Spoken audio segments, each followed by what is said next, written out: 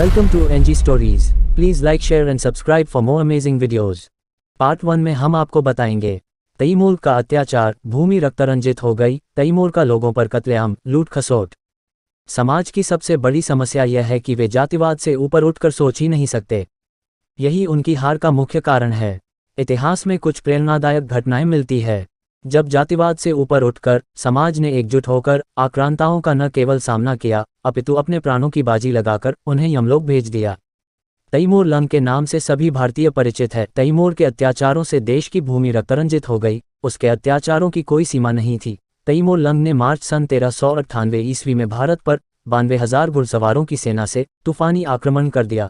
तैमूर के सार्वजनिक कत्लेआम, लूट खसोट और सर्वनाशी अत्याचारों की सूचना मिलने पर संवत 1455 सन 1398 ईस्वी कार्तिक बदी 5 को देवपाल राजा, जिसका जन्म निरपड़ा गांव जिला मेरठ में हुआ था, की अध्यक्षता में हरियाणा पंचायत का अधिवेशन जिला मेरठ के गांव टिकरी, निरपड़ा, दोगट और दाहा के मध्य जंगलों में हुआ।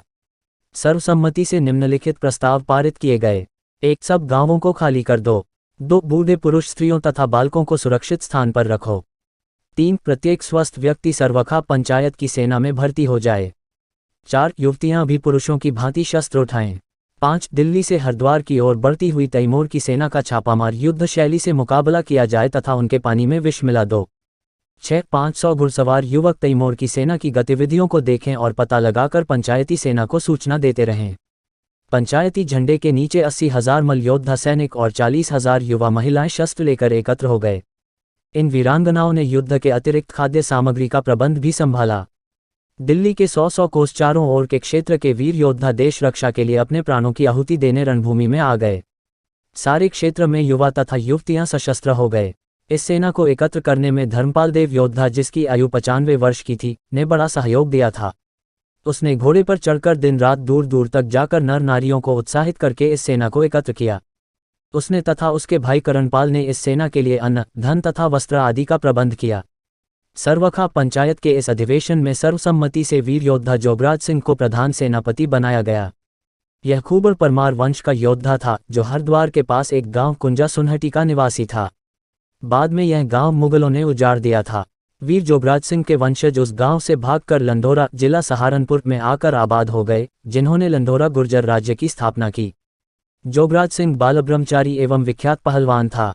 उसका कद 7 फुट 9 इंच और वजन 8 मन था। उसकी दैनिक खुराक 4 सेर अन्न, 5 सेर सब्जी फल, 1 सेर गऊ का घी और 20 सेर गऊ का दूध। महिलाएं वीरांगनाओं की सेनापति चुनी गईं। इन सब ने देश रक्षा के लिए शत्रु से लड़कर प्राण देने की प्रतिज्ञा की। उपप्रधान सेनापति 1 धूला भंगी वाल्मीकि, 2 हरबीर गुलिया जाट चुने गए। उपप्रधान सेनापति चुना जाने पर इसने भाषण दिया कि सम्मान देने से मेरा खून उबल उठा है। मैं वीरों के सम्मुख प्रण करता हूं कि देश की रक्षा के लिए अपना खून बहा दूंगा तथा सर्वखाप के पवित्र झंडे को नीचे नहीं होने दूंगा। मैंने अनेक युद्धों में भाग लिया है तथा इस युद्ध में अपने प्राणों का बलिदान दे दूंगा। उसने म्यान से बाहर अपनी तलवार निकालकर कहा, यह शत्रु का खून पिएगी और म्यान में नहीं जाएगी। इस वीर योद्धा धूला के भाषण से पंचायती सेना दल में जोश एवं साहस की लहर दौड़ गई और सबने जोर जोर से मातृभूमि के नारे लगाए। भिन्न भिन्न जातियों के 20 सहायक सेनापति चुने गए। वीर कवि प्रचंड विद्वान चंद्रदत्त भट्ट को वीर कवि नियुक्त किया गया, जिसने तैमूर के साथ युद्धों की घटनाओं का आंखों देखा इतिहास लिखा था। वीडियो ज़्यादा लंबी हो जाती, इसलिए आगे की कहानी पार्ट 2 में बताएंगे। धन्यवाद।